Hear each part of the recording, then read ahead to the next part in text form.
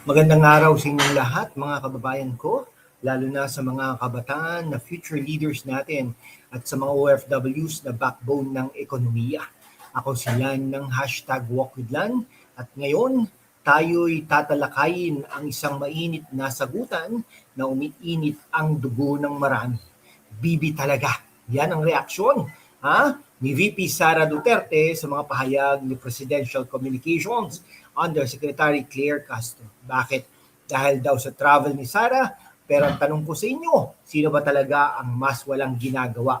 Yung nagta-travel sa buong bansa para makita at tulungan ang mga mamamayan o yung nakaupo sa air-conditioned office at naglalabas ng press statements. Today, intellectual fact-based at walang kinikilingan pero truth bombs only. Tara, dissect natin ito ng may wit at kritikal na pag-iisip. Huwag kalimutang mag-like at subscribe para mas marami tayong mag-reach, mga kaibigan. Una, let's recall the facts. Si Yusek Claire Castro bilang Palace spokesperson ay nagkomento sa travel request ni VP Sara. Sinasabi nila na approve naman daw pero may pa-question pa about timing, prudence at world tour vibes. May mga salita tulad ng ibigay ang hilig at tanong kung bakit nagbago ang isip. Pero mga kababayan ko, context is king. VP Sara has been one of the most active VPs in terms of domestic engagement, visiting provinces, engaging with LGUs, education initiatives, kahit may controversies, facts muna, at supporting OFWs. Her foreign travels often at no government expense, personal or representational lang to strengthen ties, especially for Filipinos abroad. At syempre, ang kanyang ama ay nakakulong po dyan sa Netherlands. Kung hindi naman nakakulong, may bakasyon kaya si VP Sara Duterte? Tingin nyo, di ba? So parang yun yung sasalita ng gano'n, hindi nag-iisip. Di ba? Kung hindi naman nakakulong yung ama niya, hindi naman magta-travel yan sa iba't ibang mga bansa dahil yung mga pinupuntahan niya, mga stopover yun. Yung stopover na yun, para lang magkaroon ng kwenta, ay talagang nag-stopover siya to meet the Filipinos. Tapos after nun, pupunta na siya doon sa ama niya. Ganun din pabalik, di ba? Kaya maraming bansa ang nabibisita nila. Di ba? Ngayon, sa isang demokrasya, accountability dapat sa lahat, hindi selective outreach. Ngayon, kay Yusek Claire Castro, let's be critical but fair. Bilang Undersecretary for Communications, ang role niya ay magbigay ng accurate, timely information, pero ang dating, parang personal attack na sa halip na professional discourse, calling out Sara's travel timing habang may mas pressing issues like economy, West Philippine Sea, inflation. Kung pagta-travel ay kasalanan, bakit hindi nyo i-criticize lahat? O baka selective memory lang?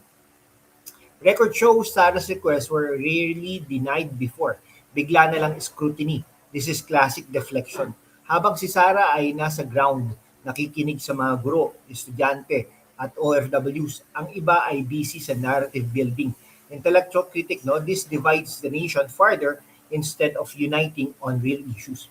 Flip na ang mga kaibigan, mas walang ginagawa nagta-travel sa bansa. Mali yan. Si VP Sara ay nagta-travel para gawin ang trabaho, to connect with the grassroots, kabataan.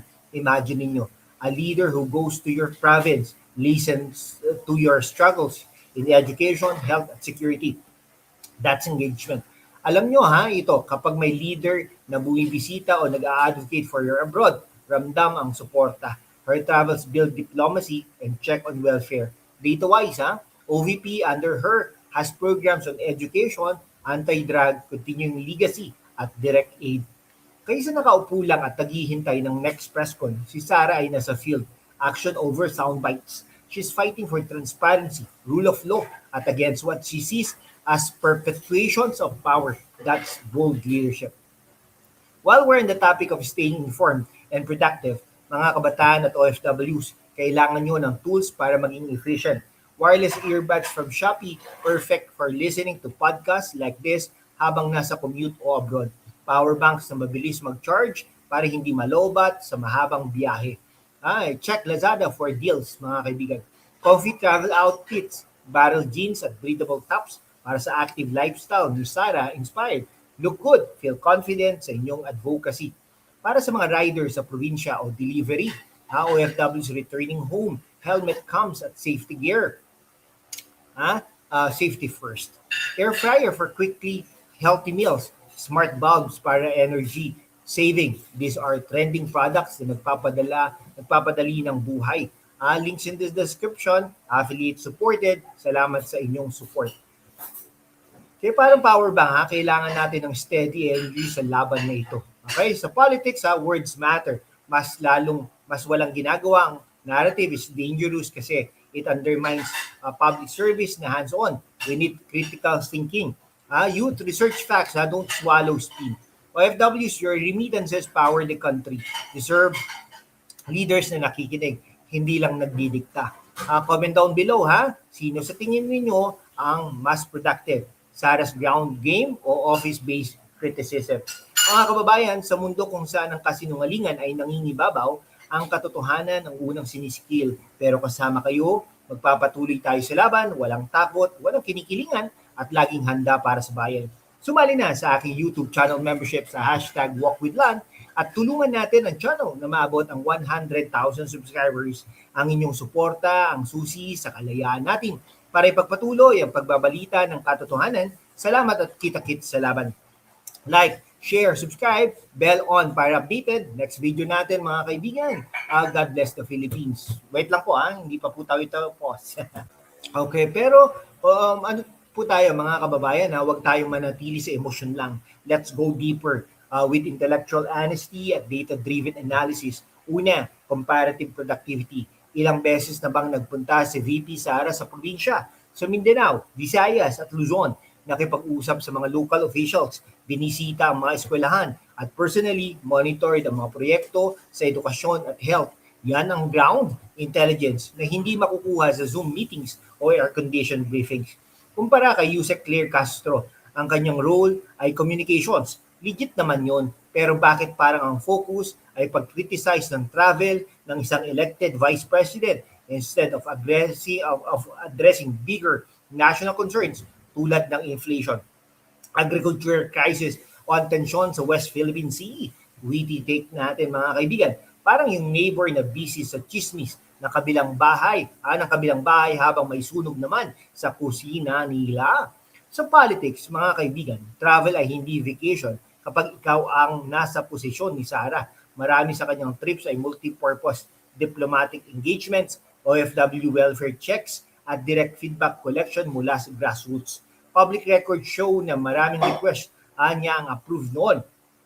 Bigla na lang may issue na magkaroon ng political fiction, selective scrutiny ito. Mga friends, tanongin ninyo, sino ang nakikinabang sa pagpapahina ng imahe ni Sara Duterte?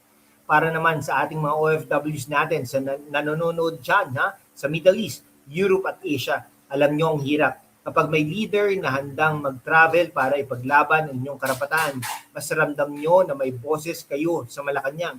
Si VP Sara has consistently advocated for better OFW protections, higher remittances, support, at safer working conditions. Yan ang aksyon, hindi salita lang.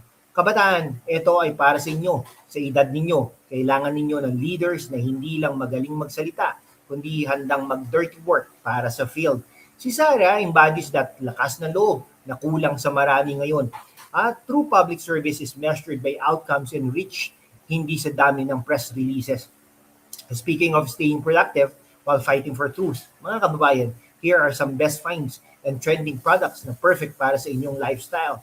Wireless noise cancelling earbuds, must-haves. Ideal para pakinggan itong video na ito habang nasa jeep, aeroplano o night shift abroad. Paired with a fast charging 20,000 mAh power bank. Trending ngayon to 4.9 stars. Sulit na sulit.